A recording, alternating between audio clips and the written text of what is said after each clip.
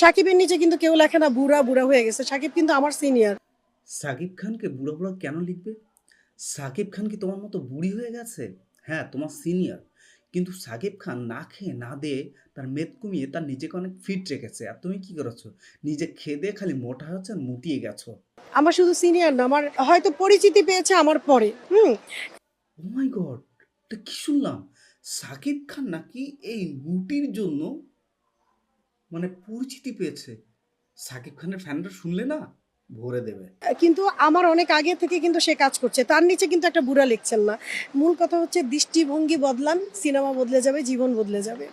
আপনি খাওয়া দাওয়া বদলান, হাউসের মতো খায়েন না, যা পান তাই খান, হাউসের মতো খায়েন না, তাহলে আপনি বদলা যাবেন।